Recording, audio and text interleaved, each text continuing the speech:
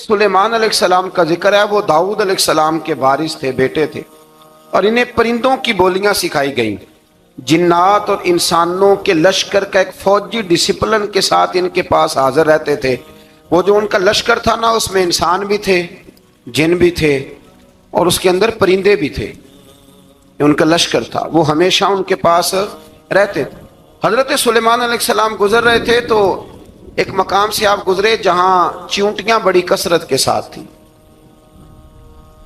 تو ایک چیونٹی جو ان چیونٹیوں کی سردار تھی، ان چیونٹیوں کی بڑی تھی، اور مفسرین کرام نے یہ بھی لکھا ہے کہ وہ تھی بھی، ایک آنکھ اس کی کوئی نہیں تھی، ایک ٹانگ اس کی کوئی نہیں تھی، لیکن اس حال میں بھی وہ چیونٹی جو تھی وہ چیونٹیوں کی قیادت کر رہی تھی۔ تو حضرت سیدنا سلیمان علیہ السلام کا لشکر جب وہاں سے گزرا تو وہ کہنے لگی یا ایھا النمل ادخلوا مساکنکم، کہنے لگی چیونٹیوں اپنے بلوں میں گھس جاؤ، کہیں ایسا نہ ہو کہ سلیمان علیہ السلام کا لشکر بے دہانی میں، سلیمان کا لشکر توجہ نہ کرے اور تمہیں پاؤں کے نیچے مسل دے، لہذا اس طرح کرو کہ تم اپنے اپنے بلوں میں گھس جاؤ۔ حضرت سلیمان ابھی 3 میل دور تھے، تمام مفسرین نے لکھا ہے 3 میل دور تھے، تو وہاں سے چونٹی بولی تو قرآن کہتا ہے کہ حضرت سلیمان اس کی بات سن کے ہنس پڑے، فتبسم ضاحکا، آپ اس کی بات سن کے ہنس پڑے کہ دیکھو یہ چونٹی کیا کہہ رہی ہے، ذرا غور کرنا بات پر کہ حضرت سلیمان 3 میل دور فاصلے پر چونٹی کی بات بھی سن لیتے۔ مولوی نے قرآن کی آیت پکی یاد کر لی، انا بشر مثلکم، کہتا ہے حضور نے کہا میں تمہاری طرح کا بشر ہوں، نبی ہماری طرح ہوتے ہیں جی، تو وہ تو 3 میل دور چیونٹی کی آواز سن لیتے تھے، اس کے کان میں چیونٹی رکھو بلا، اسے کہو کہ بتا بلا کیا کہتی ہے، کچھ بتائے گا پھر دوڑ لگا دے گا شاید، کان میں رکھو اس کو، کہو بتا چیونٹی کیا کہتی۔ اور اگر یہ لفظ نہ ہوتے قرآن کے کہ جب انہوں نے سنا تو ہنس پڑے، یہ جملے نہ ہوتے تو شاید اس کو بھی نہ مانتے، لیکن حضرت سلیمان نے سنی چیونٹی کی بات، اور اب اگلی بات کہنے لگا ہوں، بڑے خوبصورت لفظ لکھے ہیں مفسرین نے، فرماتے ہیں دیکھو ایک چیونٹی نے ایک جملہ بول کے، ایک چیونٹی نے ایک جملہ بول کے اپنے قبیلے کی خیر خواہی کی، تو رب نے اس کا جملہ بھی قرآن میں بیان فرما دیا۔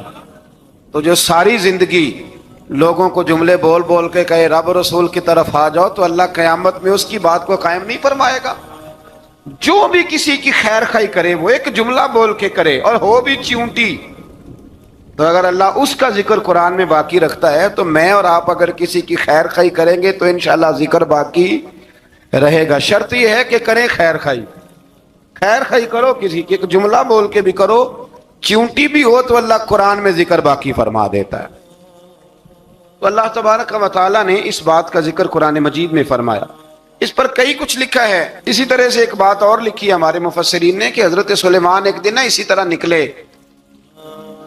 قحط پڑ گیا تھا، بارش نہیں ہوتی تھی، تو حضرت سلیمان باہر میدان میں نکلے دعا کرنے کے لیے، خشک سالی تھی، تو جب آپ گئے تو ایک چیونٹی اپنے پر پھیلا کے دعا مانگ رہی تھی، تو رب کریم نے فرمایا سلیمان آپ واپس چلے جائیں، بارش آ جائے گی پر آئے گی چیونٹی کی دعا پہ۔ تو حضرت سلیمان نے عرض کی مولا میں بھی تو اتنا لشکر لے کے آیا ہوں نا، تو چلو ہمیں بھی دعا کر لینے دے، تو چیونٹی کی دعا پہ برسا دینا پر دعا کر لینے دے۔ فرمایا نہیں آپ واپس جائیں، دعا نہ مانگے۔ یا اللہ کیوں؟ فرمایا چیونٹی کا دل ٹوٹ جائے گا، وہ تو کہے گی کہ یہ سلیمان کے لشکر دعا پہ پھر بارش آئی ہے، تو آپ نہ کریں تاکہ اس کے دل میں یہ بات رہے کہ نہیں میرے رب نے میری دعا پہ بارش فرمائی۔ آپ جائیں، آج بارش آئے گی پر آئے گی چیونٹی کی دعا پہ۔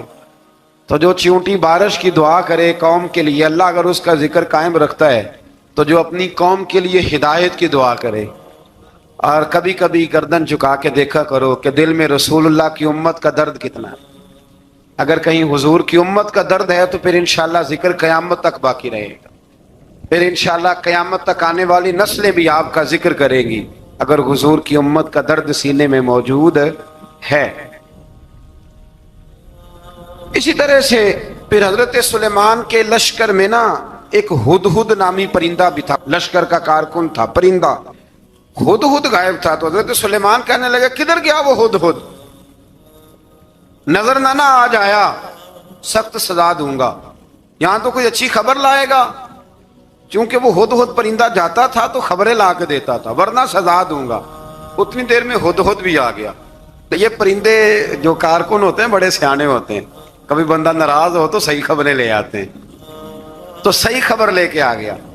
آتے ہی آ کے بیٹھا تو اس نے حضرت سلیمان علیہ السلام نے کہا کہاں تھے؟ عرض کرنے لگا حضور میں ملک سبا گیا تھا، وہاں ایک عورت حکمرانی کرتی ہے، اس کا نام بلقیس ہے، بہت بڑے تخت پہ بیٹھتی ہے، 80 گز اس کا تخت لمبا ہے، 40 گز چوڑا ہے، اور شاید 80 مان کے 80 ٹن اس کا وزن ہے. تو حضور وہ سورج کو پوچھتے ہیں. تو حضرت سلیمان نے فوراً خط لکھا، فرمایا جا کے اسے میرا خط دے دو کہ یہاں تو کلمہ پڑھ کے ہماری فرما بردار بن جائے، ورنہ تیار ہو جائے. جو اللہ کے غیر کو پوچھتے ہیں ہم ان کے خلاف جنگ کریں گے. وہ جب لے کے گئے نا خط، یہ حدود گیا تو وہ میٹنگ کر رہی تھی، اس کے وزیر مشیر سارے بیٹھے تھے. اس نے جا کے خط پھینک دیا ملکہ بلقیس کی جھولی میں. اس نے خط پڑھا تو ڈر گئی، وزیروں کو بلایا. حضرت سلیمان، قرآن کہتا ہے حضرت سلیمان نے کہا تھا خط پھینک کے نا تو سائڈ پہ ہو کے سننا وہ کیا کہتا.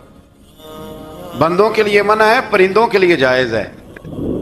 بندوں کے لیے منع ہے سائڈ پہ ہو کے سننا. ہاں جس کی جاسوسی کی ڈیوٹی ہو، کفر کی جاسوسی کی، اس بندے کے لیے بھی جائز ہے. تو یہاں ایک تو وہ پرندے تھے، دوسرا کفر کی جاسوسی کر رہے تھے. سائڈ پہ ہو کے سننے لگے. تو ملکہ بلقیس کہنے لگی اب کیا کرنا ہے، یہ خط آیا ہے. وہ کہنے لگے ہم تیار ہیں، آپ حکم کریں، ہم لڑنے کو تیار ہیں، لڑیں گے. وہ کہنے لگی نہیں تیزی نہ دکھاؤ. قرآن مجید کہتا ہے کہ وہ کہنے لگی جب لڑائیاں ہوتی ہیں تو شہر تباہ ہوتے ہیں، ملک کھنڈر بن جاتے ہیں، لڑائی مسئلے کا حل نہیں ہے. انہوں نے کہا کہ میں نبی ہوں. ایک دفعہ آزما لیتے ہیں کہ نبی ہیں کہ نہیں، معاذ اللہ آزما لیتے ہیں. کہا کیسے؟ کہنے لگی تحفے تائے بیچتے ہیں، اگر مال پر دل للچا گیا تو پھر نبی نہیں بادشاہ ہے، اور اگر مال پر دل للچایا نہ تو پھر اللہ کے کامل بندے. یہ فرق اس نے اس وقت بیان کیا. اس نے 500 کنیزیں، 500 غلام، بڑے شاندار لباس پہنا کے، 500 گھوڑا بڑا تگڑا، اس کے اوپر مال و اسباب رکھ کے تیاری کرا کے حضرت سلیمان کی طرف بھیجا. ہدہد پہلے سے خبر لے کے آ گیا. حضور اس نے یہ پروگرام بنایا ہے. وہ جب آیا سارا کچھ تو حضرت سلیمان دیکھ کے جلال میں آ گئے. فرمانے لگے اسے جا کے کہہ دو تو مجھے کیا تحفے بھیجے گی، میرے رب نے مجھے مالا مال فرمایا ہوا ہے، نے مالا مال کیا میرے مالک نے. جا اسے جا کے کہہ تو کیا تحفے دے گی. جب رب دیتا ہے تو پھر کوئی کمی نہ وہ نہیں چھوڑتا. بندے کیا دے سکتے ہیں، بندے تو بیچارے 10 دے کے تو 10 دن ان کی آنکھیں نہیں کھلتی. فرمایا جو اللہ نے جو دیا ہے کیا بات ہے اس کے دینے کی. تو فرمایا اسے کہو یا فرما بردار ہو کے آ جائے یا جنگ کے لیے تیار ہو جائے، ہم اسے اس کے شہر سے ذلیل کر کے نکال دیں گے. اس نے جا کے جب پیغام دیا تو اور ان لوگوں نے بھی آ کے بتایا کہ وہاں تو ہم عجیب منظر دیکھ کے آئے ہیں کہ جانور بھی ہاتھ باندھے کھڑے ہیں، وہاں تو جنات، سرکش جنات کھڑے ہیں. وہ بادشاہ نہیں، وہ نبی ہیں. وہ جو 500 غلام اور 500 کنیزیں گئی تھی حوال سنایا آ کے. تو ملکہ بلقیس نے پھر خط لکھا کہ میں فرما بردار ہو کے آ رہی ہوں. مانا کیا ہے، میں کلمہ پڑھنے کے لیے آ رہی ہوں. تو حضرت سلیمان نے کہا بھئی اب اس طرح کرو، ذرا فرش بچھاؤ. انہوں نے فرش بچھایا اس طرح کا کہ اوپر فرش تھا، نیچے مچھلیاں تیر رہی، لگ رہا تھا دریا ہے. ڈیوٹی لگا دی، جنات نے بچھا دیا. ادھر حضرت سیدنا سلیمان فرمانے لگے اب چونکہ مان کے آ رہی ہے تو اسے اپنی نبوت کی علامتیں بھی دکھانی ہیں. اس نے تخت بڑا شاندار بنوایا تھا، اور خواتین میں جو عادتیں خواتین والی ہوتی ہیں وہ جاتی نہیں. وہ 7 کمروں میں نا پیچھے اپنا تخت رکھ کے تو 7 دروازے بند کر کے آئی. اس زمانے میں ایک رواج تھا، وہ زلیخا نے بھی 7 دروازے مکفل کے ایک رواج تھا. ایک کمرہ، پھر کمرے کے پیچھے کمرہ، پھر اس کے پیچھے کمرہ، پھر اس کے پیچھے کمرہ، اور اس کو بڑے موٹے تالے لگائے جاتے تھے. اور فلسفہ یہ تھا کہ ایک تالا توڑے گا کوئی تو جب تک سپاہی آ جائیں گے، اور اگر اس کے توڑنے تک نہ آئے تو دوسرے کے توڑنے تک آ جائیں گے، اور اس کے توڑنے تک نہ آئے تو 7ویں تک تو آئے جائیں گے. یہ ان لوگوں کا نفسیاتی معاملہ تھا، سوچ تھی. 7 کمروں میں مکفل کر کے نا وہ نکلی. تو حضرت سلیمان علیہ السلام کہنے لگے بھئی مجھے اس کا تخت چاہیے اس کے آنے سے پہلے. اس کے آنے سے اس واقعے کی کیا ضرورت تھی قرآن پاک میں؟ یہ کیا حاجت تھی یہ تخت والی ساری بات قرآن نے کیوں بیان کی؟ پوچھیں آپ اپنے دل سے بھی اور انکار کرنے والے منکرین سے بھی، اس کی کیا ضرورت تھی؟ وہ جو کہتے ہیں جی ولی کی کرامت کی کیا ضرورت ہے، سیدھی سیدھی نماز پڑھو، روزہ رکھو، حج کرو، زکوٰۃ دو، تو پوچھو ان سے ایک سورت نمل کے اندر اس ساری تفصیل کی کیا ضرورت تھی؟ ختم ہو گئی جب وہ کلمہ جو پڑھ رہی ہے، تو پھر اس سارے واقعے کو رب کیوں بیان فرماتا ہے؟ حضرت سیدنا سلیمان فرمانے لگے تخت چاہیے، اور چاہیے اس کے آنے سے پہلے۔ قال عفریت من الجن، جنوں میں سے ایک بہت بڑا جن بولا، کہنے لگا حضور آپ کا یہ تخت برخاست ہونے سے پہلے لے آؤں گا۔ یہ جو آپ میٹنگ کر رہے ہیں نا، یا فیصلے ختم، کچھ نے لکھا صبح سے شام تک میٹنگ ہوتی ہے اور اس کو آنے میں پتہ نہیں کتنے دن لگیں گے، تو میں یہ برخاست ہونے سے پہلے، اور کچھ نے کہہ دیا آپ شرط کیوں لگاتے ہیں کہ صبح سے شام تک ہوتی؟ اس جن نے کہا دیا آپ 10 منٹ میں فارغ ہو جائیں، آپ فارغ ہوں گے تو تخت آ جائے گا۔ مفسرین نے لکھا ہے کہ جب قرآن کہتا ہے کہ اس نے کہا کہ آپ کے فارغ ہونے سے پہلے، تو اس کا مطلب ہے کہ جب آپ اٹھیں گے، یہ جگہ خالی کر دیں گے تو تخت یہاں کیویں ہزاروں میل کا فاصلہ ہے، آ جائے گا، پر ہوائی جہاز پہ کارگو کرا کے، جی DHL کے ذریعے کیسے آئے گا؟ وہ آئے گا تو بس آئے گا۔ تو حضرت سلیمان کی تو بادشاہت تھی نا زمانے پہ، فرمانے لگے نہیں نہیں تو لیٹ ہے، تو لیٹ ہے، تو ہمیں جانتا ہی نہیں، ایٹ سٹ تے پکھڑا کوار گندل، اسی اور بھی بوٹیاں جاننے ہاں، یہ تو لیٹ ہے، ابھی ہماری طاقت اس سے زیادہ ہے۔ بڑی کمال بات لکھی ہے لکھنے والوں نے۔ ایک مفسر نے لکھا ہے کہ ابھی حضرت سلیمان نے غلاموں سے منگوایا ہے، اپنی بات کوئی نہیں کی، یہ حال ہے ان کے غلاموں کا، تو سردار کا عالم کیا ہوگا؟ حضرت سلیمان کہنے لگے بھی جلدی جائیے۔ قال الذی عنده علم من الکتاب انا آتیک بہ قبل ان یرتد الیک طرفک، تو اٹھا ان میں سے وہ جس کے پاس کتاب میں سے علم تھا، ساری کتاب کا بھی نہیں، علم من الکتاب، کتاب، وہ اٹھے جن کے پاس کتاب میں سے علم تھا، تو وہ اٹھ کے کہنے لگے حضور میں لے آؤں گا، کب؟ آپ کے آنکھ جھپکنے سے نہیں، آنکھ جھپکنے سے، بندہ تھا جن تھا، جن کی تو بات مانی نہیں انہوں نے، کیا کہا؟ آنکھ جھپکنے سے، میں آنکھ جھپکنے سے پہلے لے آؤں گا۔ تو حضرت سلیمان کہنے لگے تو ٹھیک ہے چل لا، پھر لا، پھر آنکھ جھپکنے سے بڑے ہی نہیں، پھر غصہ نہیں آتا ان پہ، پھر غصہ نہیں آتا۔ میرے شیخ کامل، مرشد اکمل، شیخ بحر و بار، حضور غوث پاک جیلانی، حضرت غوث اعظم یوں کر کے شاگردوں کو، مریدوں کو سبق پڑھا رہے تھے، پڑھاتے پڑھاتے ہاتھ آگے کیا، اور جب ہاتھ واپس آیا تو بھیگ گیا تھا سارا۔ تو شاگرد کہنے لگے حضور یہ کیا ہے؟ فرمایا تمہیں نہیں سمجھ آئے گی، چھوڑو تمہارے والی بات نہیں، خاصاں دی گل آما آگے نہیں مناسب کرنی، رہنے دو تم۔ کچھ وقت گزرا تو کچھ لوگ آ گئے، ابھی کلاس ختم نہیں ہوئی تھی، کپڑے بھیگے ہوئے ہو، وہ شاگرد پہلے ہی منتظر تھے، کہا تمہیں کیا ہوا؟ کہنے لگے دریا میں جا رہے تھے، اچانک ہچکولیں آنے لگے، تو ہم نے کوئی کسی بے عمل کا بازو تو نہیں نہ تھاما، ہم غوث اعظم کے ماننے والے ہیں، تو دریا میں کہا یا شیخ عبد القادر جیلانی شیئا للہ، اللہ کے راستے میں مدد کرو۔ تو کہنے لگے بس ایک ہاتھ ہی آیا ہے، اور یوں کشتی کھینچ کے باہر نکالی ہے۔ تو اب وہ شاگرد سارے چپ کر گئے، کہنے لگے جواب کیوں نہیں دیتے؟ انہوں نے کہا تم نے ہاتھ دیکھا ہے پہنچتا ہوا، اور ہم نے ہاتھ دیکھا ہے یہاں سے جاتا ہوا، تم نے پہنچتا ہوا دیکھا ہے، تو ہم نے حضرت بہاؤالحق نقشبند بخاری، ان کی ایک مریدنی تھی، اوپر چبارے پہ کسی نے اس کی عزت پہ ہاتھ ڈالا، چبارے پہ اوپر والی منزل پہ، اس مریدنی نے اپنی عزت بچانے کے لیے چھلانگ لگا دی، جب وہ نیچے گر رہی تھی تو حضرت بہاؤالحق نقشبند بخاری پہنچ گئے، نیچے کوئی ایسا بندوبست کر دیا، کوئی چارپائی بچھا دی، کوئی ایسا جس پہ وہ آ کے آرام سے گری اور بچ گئی۔ حضرت صاحب کی طرف دیکھ کے کہنے لگی حضور آپ کب آئے؟ فرمانے لگے پتر جب تو چبارے سے چلی تھی تب میں بخارے سے چلا تھا، جب تو چبارے سے چلی تھی نا تب میں بخارے سے چلا تھا، اور تیرے نیچے آنے تک میں بھی پہنچ گیا ہوں۔ میں بھی مالی دا کم راکھی کرنا، پھل کچے ہون یا پکے، اے پیر مریداں دے سر تے ہی رہندا ہے، اے جھوٹے ہون یا سچے، یہ پکی غلامی کریں یا کچی کریں، پیر کی بھی مجبوری ہوتی ہے، کیا کریں، پیر مریداں دے سر تے ہی رہندا ہے، اے جھوٹے ہون یا سچے، کیا کیا جا سکتا ہے۔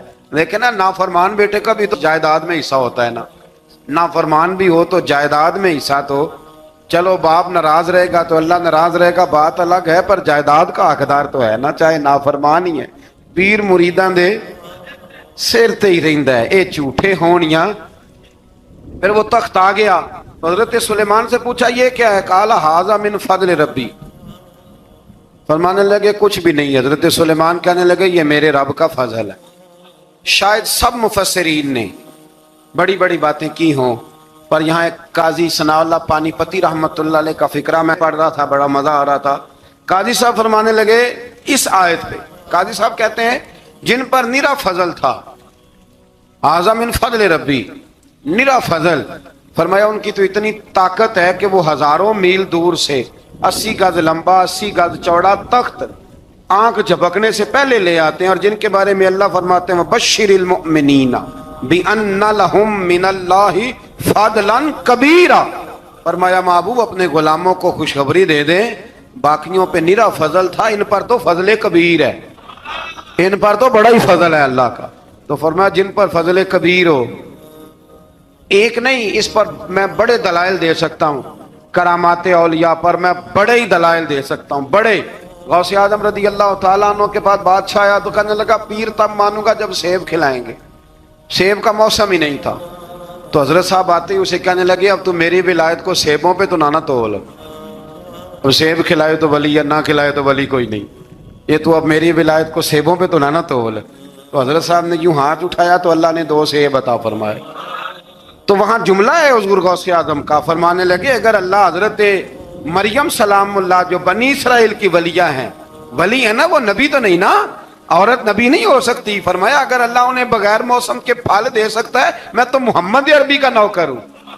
فرمایا اب نہ 2 سیب آئے تھے، تو وہ کہنے لگا میرے تو دل میں ایک سیب تھا نا، تو حضور غوث اعظم نے نا ایک سیب مجھے دیا، ایک میں نے کھایا تو ایک غوث پاک کھانے لگے، کہتے ہیں میں نے وہ منہ میں رکھا ذرا ترش تھا، تو میرے چہرے کا وہ رنگ دیکھ کے نا، اثر دیکھ کے کہ تلخی محسوس، تو غوث اعظم کہنے لگے میرے والا کھا۔ ایک انہوں نے کاٹ کے ٹکڑا دیا، کہتے کھایا تو بڑا میٹھا تھا، تو میں نے کہا حضور آئے تو دونوں ہی غیب سے ہیں، تو آپ کے والا میٹھا ہے میرے والا کڑوا ہے، تو آپ فرمانے لگے آئے تو دونوں غیب سے تھے، پر ایک کو ذرا ظالم کے ہاتھ لگ گئے ہیں نا، اس کو تنبیہ بھی کر دی کہ ظلم سے باز آ جا، تنبیہ بھی کر دی، فرمایا ہاتھ ظالم کے لگے اس لیے ترش ہو گیا، سیانا بن، ایک نہیں 20 درجنوں، لیکن پتہ نہیں کیوں لوگ اڑ گئے، پتہ نہیں کیوں کڑ کے آ گئے کرامت اولیاء کے معاملے میں بالکل۔ اور پھر کسی حدیث میں یہ نہیں آیا کہ اس زمانے میں ولی ہوں گے تو اس زمانے میں ولی نہیں ہوں گے، حضور نے فرمایا میری امت کبھی گمراہی پر جمع نہیں ہوگی۔ اقبال کہتے ہیں اولیاء کیا ہوتے ہیں؟ اولیاء کیا ہیں؟ جواسیس القلوب۔ اقبال کہتا ہے ولی کا بہت بڑا ولی تم نے دیکھنا ہو تو اسے دیکھو جو تیرے دل کا جاسوس ہے۔ چلو یہ مشکل بات ہے، میں نہیں چھیڑتا، لیکن جو تیرے وہ جاسوسی کرتا ہے، پر کرتا ہے تیرے دل کی، وہ تیرے دل کا جاسوس ہوتا ہے ولی۔ اور اس پر حضور کی حدیث ہے، فرمایا اس کی فراست قلبی سے ڈر، یہ اللہ کے نور سے دیکھتا ہے، ڈر اس کی فراست قلبی سے، اللہ توفیق عطا فرمائے۔ 12 اس ولی کا نام تھا آصف بن برخیہ۔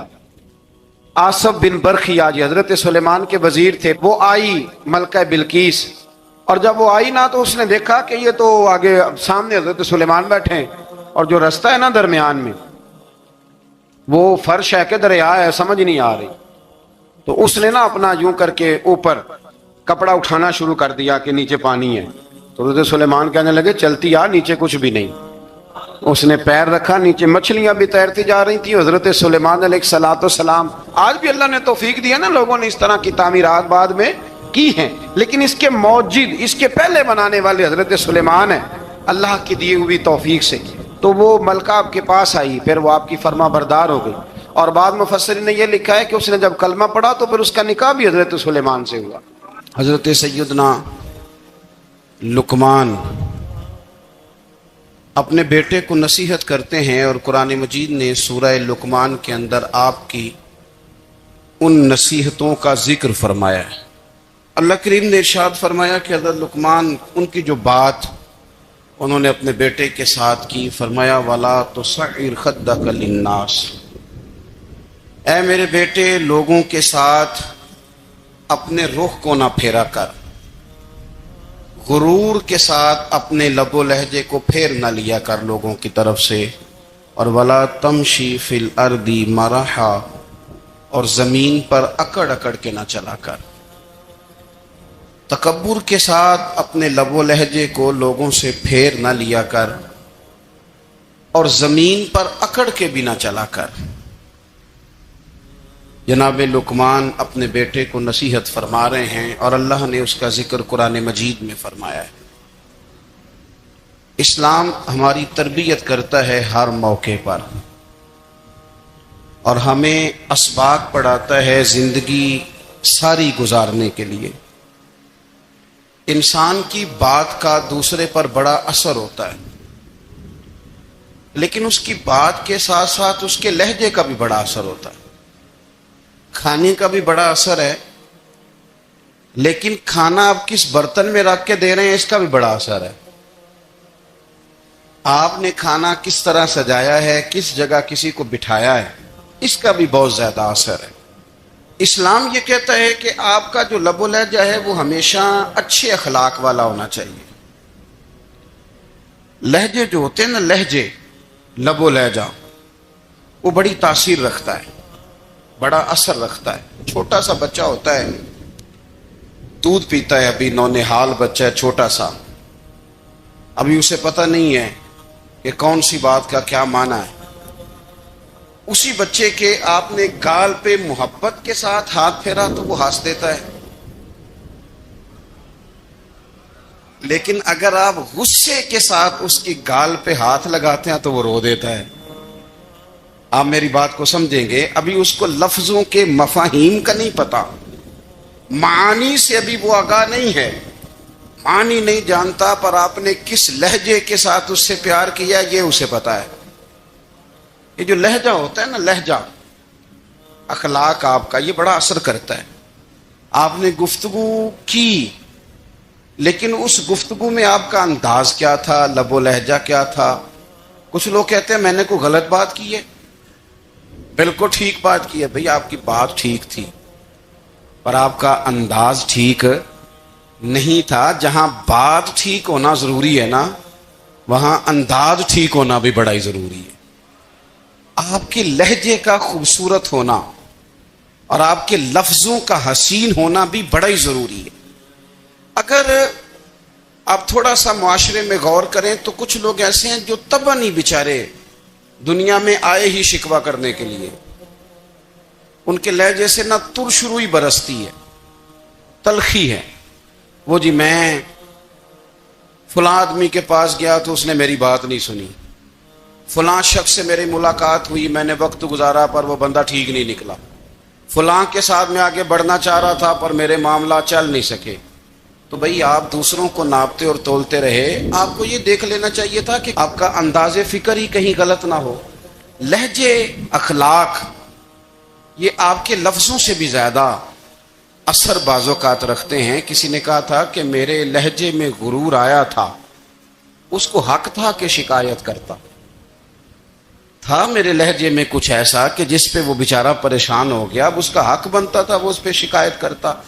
تو میرے عزیز، آپ بات کو یاد رکھیں گے کہ جو اخلاق ہے، آپ کا جو اخلاق ہے، جو آپ کا کردار ہے، وہ اپنی ایک خوبصورتی رکھتا ہے. اس لیے میرے نبی پاک صلی اللہ تعالی علیہ وآلہ وسلم نے فرمایا تم میں کامل مومن وہ ہے جس کا اخلاق زیادہ اچھا ہے. جو کہانیاں زیادہ سناتا ہے وہ نہیں، جو اپنی خدمات زیادہ بتاتا ہے وہ نہیں، جو باقی سب کی نفی کر کے کہتا ہے کہ دنیا میں کوئی بندہ ٹھیک نہیں صرف میں ٹھیک ہوں، وہ والا بندہ نہیں، بلکہ فرمایا جس بندے کا اخلاق زیادہ اچھا ہے۔ اخلاق دیکھیں، یہ جو آپ کا لہجہ ہوتا ہے نا، یہ بہت زیادہ اثرات مرتب کرتا ہے آپ کے گھر پہ بھی باہر بھی۔ آپ اگر اپنی گفتگو میں باڈی لینگویج کو تھوڑا سا اچھا رکھیں، کچھ لوگ ایسے ہوتے ہیں جو بات بڑی صحیح کرتے ہیں پر کچھ زیادہ ہی باتیں کرتے ہیں، تو وہ زیادہ باتیں کرنے کی وجہ سے ان کی جو صحیح باتیں ہوتی ہیں ان کا بھی وزن خراب ہو جاتا ہے، کیونکہ وہ زیادہ باتیں کرتے ہیں، ہر وقت بولتے ہیں، ہر وقت بات کرتے ہیں، تو جب وہ ٹھیک بات بھی کر رہے ہوں تب بھی ان کی بات کا لوگ اثر قبول نہیں کرتے۔ لیکن اگر ان کا لہجہ باوقار ہو، بات وہ تھوڑی کریں پر جتنی کریں ذرا سونی کر کے کریں، گفتگو میں خود بخود اثر پیدا ہو جائے گا، بات اچھی لگے گی۔ اخلاقی رویے اگر لوگوں کے زیادہ اچھے ہو جائیں، ایک تو مسکرانے کا بل کوئی نہیں آتا، اس کے پیسے کوئی نہیں لگتے، اور یہ بھی شکر ہے ابھی تک اس پر ٹیکس بھی کوئی نہیں، یہ بھی مقام تشکر ہے۔ تو اگر آپ بات کریں اور اس میں تھوڑی سی مٹھاس پیدا کر لیں، آپ تھوڑی سی بات میں نا مٹھاس، میرے ایک کلاس فیلو ہیں تو وہ تقریر کر رہے تھے اور میں سن رہا تھا، تو مجھے بعد میں کہنے لگے آپ تبصرہ کریں میں نے کیسی تقریر کی ہے۔ یہ ہوتا ہے نا جی، بعض اوقات دوست بیٹھتے ہیں بے تکلف تو کئی دفعہ کچھ باتیں ایسی ایک دوسرے کے ساتھ کرتے ہیں، تو مجھے کہنے لگے آپ بتائیں کہ میں بات کر رہا تھا تو کیسی تھی؟ تو میں نے کہا جب آپ بات کر رہے تھے تو میں ڈر رہا تھا، مجھے لگ رہا تھا کہیں آپ لڑ نہ پڑیں۔ بھئی آپ اطمینان سے بات کریں، آپ تسلی سے بات کریں، آپ خندہ پیشانی کے ساتھ بات کریں۔ میرے نبی پاک صلی اللہ تعالی علیہ وسلم نے فرمایا، مسلم شریف کی حدیث ہے، حضور فرماتے ہیں نیکی کو کبھی چھوٹا نہیں سمجھنا، نیکی کو حقیر نہیں سمجھنا، کچھ نہ ہو سکے تو اپنے بھائی سے مسکرا کے بات ہی کر لیا کرو، بات کرو تو تمہارے لہجے میں ترش روئی نہ ہو۔ بعض اوقات آپ تلخ بات کرتے ہیں، آپ کا لہجہ تلخ ہوتا ہے تو آپ کی صحیح بات بھی قبول نہیں کی جاتی، لیکن اگر آپ کے لہجے میں مسکراہٹ ہو، آپ کے لہجے کے اندر خوبصورتی ہو، تو آپ کے اپنے بھی آپ کے بیگانے بھی سب کے سب آپ کی بات کو تسلی کے ساتھ سمجھنا وہ گوارا کریں گے۔ اسی طریقے سے ہمارا دل کرتا ہے کہ لوگ ہماری بات سنیں، ہمارے گرویدہ ہوں،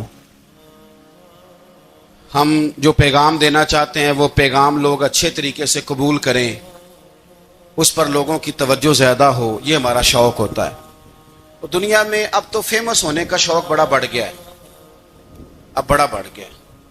اب تو لوگوں کو نا شاید لوگ مقبولیت اسی کا نام لیتے ہیں کہ میرے اتنے لائکس ہیں، اتنے فالور ہیں، اتنے سارے لوگ ہیں تو شاید میں بڑا مقبول ہوں۔ یاد رکھنا، قابلیت سے زیادہ قبولیت ضروری ہوتی ہے۔ فالور کیا کریں گے اگر رب بھی راضی نہ ہوا تو؟ لائکس کیا کریں گے؟ اگر تو قبول ہو جائے تو پھر چلو کسی لائکس کا بھی فائدہ ہے، کسی فالور کا بھی، اور اگر قبول نہ ہو تو پھر کوئی فائدہ، جنوں پریتم اپنا آنکھ ہی نہ وہ اجے سہاگن ہو ہی نہیں، تو جب وہ قبول کر لے پھر تو بڑی بات ہے، اور اگر قبولیت نہ ہو تو پھر بڑے بڑے مجمع بھی کوئی فائدہ نہیں دیتے۔ ہماری خواہش ہوتی ہے کہ لوگ ہمیں جانیں، لوگ ہمیں پہچانیں، ہمارا بڑا نام ہو، ہمارا بڑا ذکر ہو، ہمارے بڑے تذکرے ہوں۔ تو میرے نبی پاک صلی اللہ تعالی علیہ وسلم نے ارشاد فرمایا، حضرت ابو ہریرہ رضی اللہ تعالی عنہ روایت کرتے ہیں، حضور فرمانے لگے، تم مال کے ذریعے لوگوں کو اپنا گرویدہ نہیں بنا سکتے، پیسے دے کے لوگوں کو پیچھے نہیں لگا سکتے۔ کتنے کو دو گے؟ دیکھیں نا، پیسوں سے تو بندے کا لالچ شروع ہو جاتا ہے، ایک دفعہ دیں، پھر دوسری دفعہ دیں، پھر تیسری دفعہ دیں، روز دیں گے تو بندہ راضی ہوگا، اور اگر آپ نے 99 دفعہ دیا، ایک دفعہ نہیں دیا تو وہ ناراض ہو جاتا ہے، تو کتنا کو لالچ پورا کریں گے؟ تو حبیب پاک علیہ الصلوۃ والسلام فرمانے لگے، تم پیسے دے کے لوگوں کو اپنا گرویدہ نہیں کر سکتے، ہاں خندہ پیشانی سے، حسن اخلاق سے ملو گے تو لوگ تمہارے گرویدہ ہو جائیں گے۔ تمہارا اخلاق، تمہاری خندہ پیشانی، تمہارا اچھا کردار یہ لوگوں کو گرویدہ کر سکتا ہے. مال و دولت سے لوگ گرویدہ نہیں ہوتے. تو ہمارا وہ جو روزمرہ کا لوگوں کے ساتھ تعلق ہے، لب و لہجہ ہے. میں نے دیکھا ہے بہت سارے لوگ ایسے ہیں جن کے ساتھ لوگ آنا جانا ملنا بیٹھنا آہستہ آہستہ چھوڑ دیتے ہیں. اور وہ کس لیے چھوڑ دیتے ہیں؟ وہ ان کے رویے کی وجہ سے چھوڑ دیتے ہیں، ان کے انداز فکر کی وجہ سے چھوڑ دیتے ہیں، ان کے شکووں کی وجہ سے چھوڑ دیتے ہیں. مزاج ہوتا ہے نا ہمارا کہ ہمیں شوق ہوتا ہے تعلق زیادہ لوگوں کے ساتھ ہو، اور پھر یہ بھی شرط ہوتی ہے کہ میں جس کے پاس جاؤں وہ مجھے یہی کہے کہ تو میرے ساتھ ہی پیار کر. ایک صاحب مجھ سے کہنے لگے کہ یہ میں محفل کراتا ہوں، آپ بھی تشریف لائیں، اور میں 20 علماء کو بلا چکا ہوں اور بڑے بڑے نامور نام انہوں نے میرے سامنے لیے. میں نے ان سے پوچھا کہ جو نام آپ نے لیے ہیں اور آپ کی تصویریں بھی ساتھ ہیں، میں الحمدللہ تسلیم کر گیا ہوں آپ کی بات کو، لیکن سوال میرا یہ تھا کہ کیا آپ نماز بھی پڑھتے ہیں؟ 21 علماء کو آپ نے بلایا یا 20 کو بلایا اور بڑے بڑوں کو بلایا، اور مجھے بھی آپ دعوت پیش کر رہے ہیں، نمازی بھی آپ ہیں، نمازی بھی ہیں. کہنے لگے آپ دعا کریں میں نماز پڑھنا شروع کر دوں. میں نے ان سے کہا خدا کے بندے، اب اگر تو کسی اور کو بتائے گا کہ 20 اتنے بڑے لوگوں سے میرا تعلق کر پڑتا میں نماز بھی نہیں، تو لوگ کیا سوچیں گے کہ 21 مولوی مل کے بھی ایک بندے کو نمازی نہیں بنا سکے. تو آپ اپنے لب و لہجے سے صرف باتوں سے گرویدہ کسی کو کر لیں گے. آپ یہ دیکھیں کہ اخلاق کس طرح کا ہے، لہجہ کس طرح کا ہے، آپ کے بات کرنے کا انداز کتنا حسین ہے، اس لفظ کے اندر حسن کتنا زیادہ ہے. نبی پاک صلی اللہ علیہ وسلم بھی تبلیغ فرماتے، ہم بھی تبلیغ کرتے ہیں. میں اور آپ جب تبلیغ کرتے ہیں تو اس تبلیغ کے اندر شکوہ ہوتا ہے اور تنقید ہوتی ہے، اور بعض جگہ میں نے یہ بھی دیکھا ہے کہ طنز ہوتا ہے، طنز. ہم دوسرے کو دین کی دعوت رہے ہیں، لیکن ہمارے لب و لہجے سے طنز اور ترش روئی چھلکتی ہے. تو دولت کے پیچھے لگ گیا ہے، تو بالکل جاہل ہے، تو بالکل تیرے خاندان میں سے بھی کوئی نہیں ادھر آتا. آپ طنز کر رہے ہیں، آپ دعوت دین نہیں دے رہے. دعوت دین تو گلدستے میں رکھ کے پیش کی جاتی ہے، اس کی تو ایک خوبصورتی ہے، اس کا تو ایک حسن ہے، اس کی تو اپنی ایک جاذبیت ہے، اس کی اپنی ایک نورانیت ہے. صحابہ کرام علیہم رضوان فرماتے ہیں کہ حضرت سعد بن معاذ رضی اللہ تعالیٰ عنہ کا جنازہ تھا. اللہ کے پیارے محبوب صلی اللہ تعالیٰ علیہ وسلم نے جنازے کی امامت فرمائی، اور جنازے کی امامت کے بعد ابھی نہ قبر کے تیار ہونے میں کچھ ٹائم باقی تھا، تو حضور زمین پہ تشریف فرما ہوئے. لوگ قبر کی تیاری میں ہیں. بعض اوقات ہوتا ہے نا ابھی قبر نہیں تیار ہوئی، تو کہتے ہیں کہ لکڑی کے ساتھ حضور نے زمین کریدنی شروع کر دی، اور دیر تک حضور نے چہرہ نور کو زمین کی طرف جھکائے رکھا، گویا زمین شرف دیدار حاصل کرتی رہی. دیر تک چہرہ نور جھکا رہا زمین کی جانب، حضور نے رخ نور کو پھیر لیا. صحابہ کہتے ہیں کہ ہم نہ بڑے، جب حضور ہمارے قریب ہوتے تھے تو ہمارا خیال ہوتا تھا کہ رحمت کی برکھا ہے، اپنے اپنے حصے کا کرم اڈیل لے اپنے اوپر. فرماتے ہیں منتظر تھے کہ حضور کب ہماری طرف رخ انور پھیریں اور ہم کریم سے کوئی بات سن سکیں. ارشاد فرماتے ہیں کہ ہم بڑے شدید منتظر تھے. دیر کے بعد نبی پاک علیہ الصلوۃ والسلام نے چہرہ انور اٹھایا، دیر کے بعد چہرہ انور اٹھایا.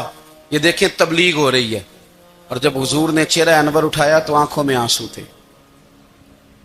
رو رہے تھے. اور 3 دفعہ حضور نے فرمایا، چونکہ قبر تیار ہو رہی تھی، 3 دفعہ نبی کریم نے فرمایا لوگو قبر آخرت کی منزلوں میں سے پہلی منزل ہے، اس کی تیاری کر لو، اس کی تیاری کر لو، اس کی تیاری کر لو.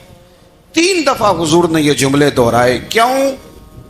ایک میں تبلیغ کرتا ہوں اور اس میں نہ درد ہے، نہ رونا ہے، نہ وہ لب و لہجہ. ایک حضور دعوت دے رہے ہیں قبر کی تیاری کی، لیکن اس میں آنسو ہیں، اس میں خاص رغبت ہے غلاموں کے لیے.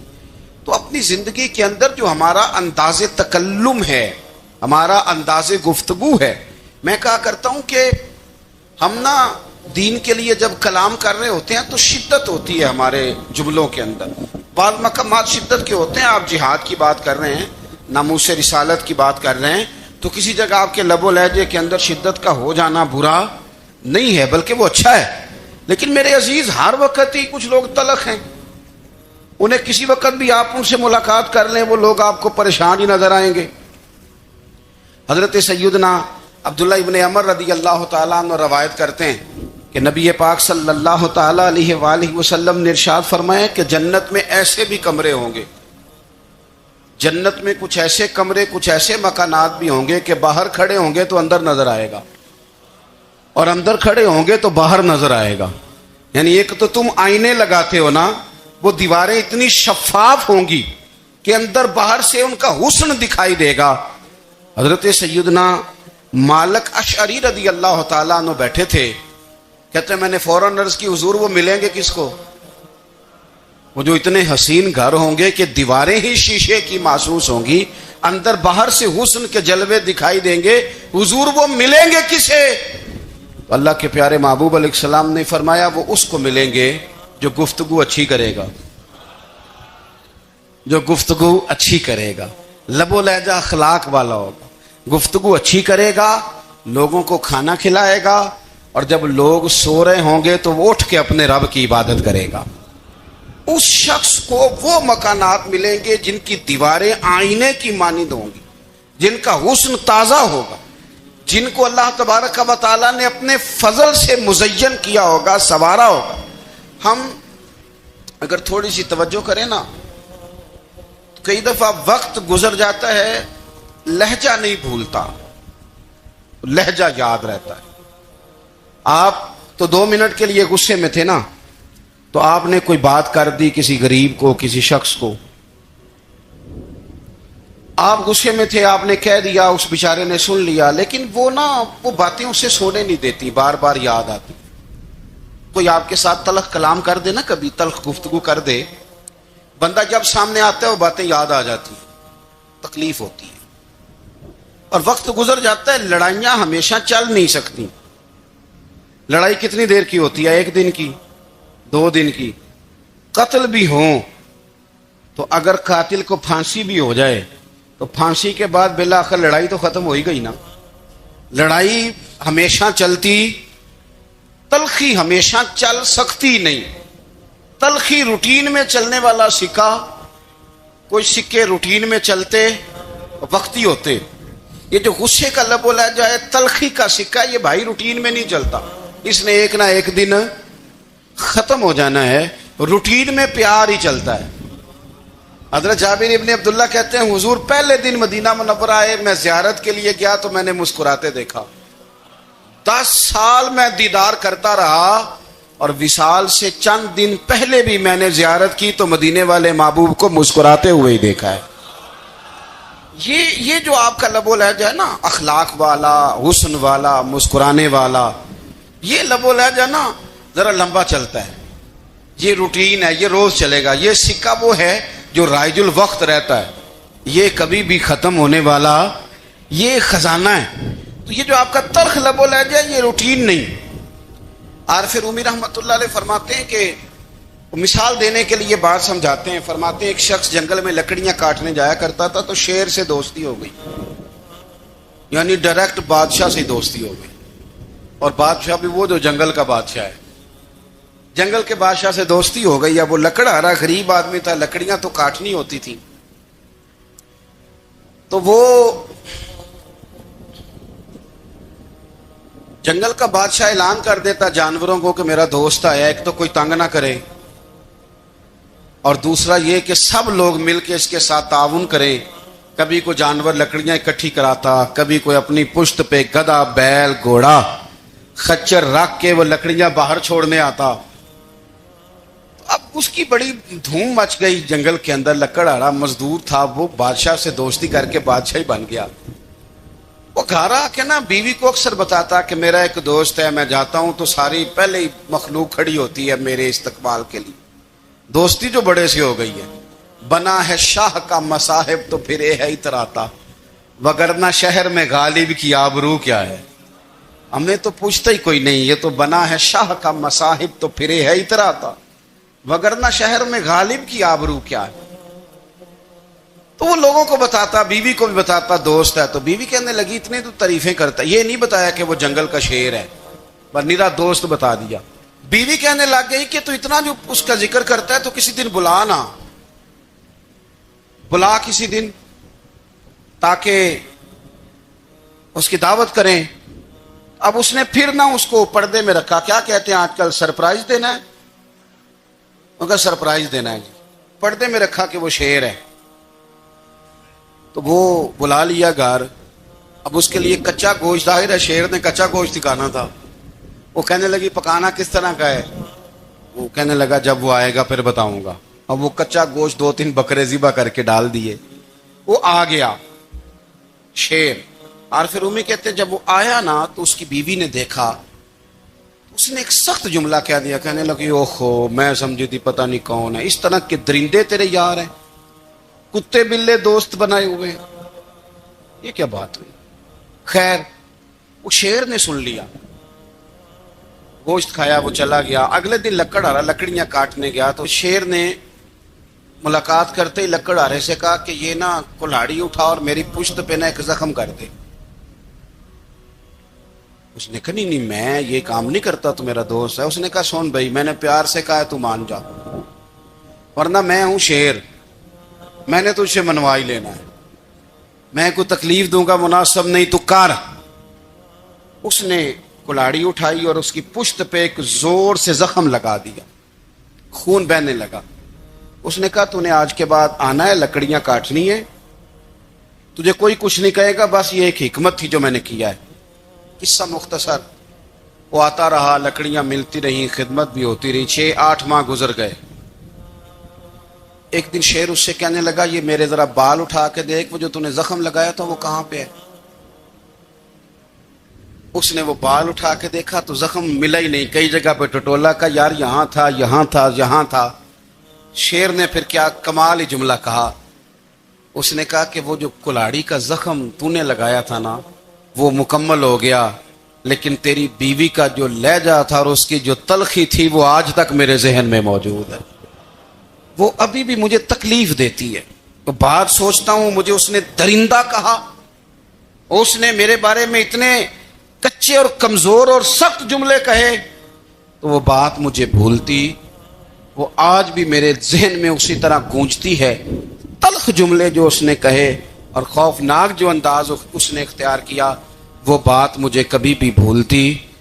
تو آپ کے لفظ لوگوں کو بھول جاتے ہیں پر لہجہ یاد رہتا ہے، اگر ہم اپنے لہجے پر تھوڑی توجہ ہی کر لیں۔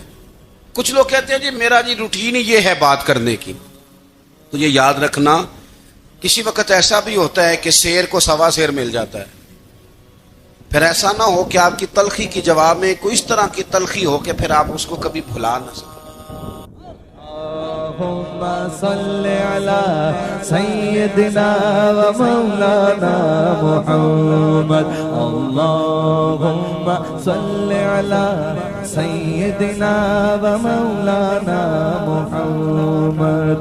اللہ کے شیر ہے در کرار پر درود، اللہ کے شیر ہے در کرار پر درود، اللہ کے شیر ہے در کرار پر درود، حضرت حسن حسین کے کردار پر درود، اللہم صلی علی سیدنا و مولانا محمد وعلی سیدنا علی و سیدتنا فاطمہ و سیدتنا زینب و سیدنا حسن و سیدنا حسین وعلی آلہ و صحبہ و بارک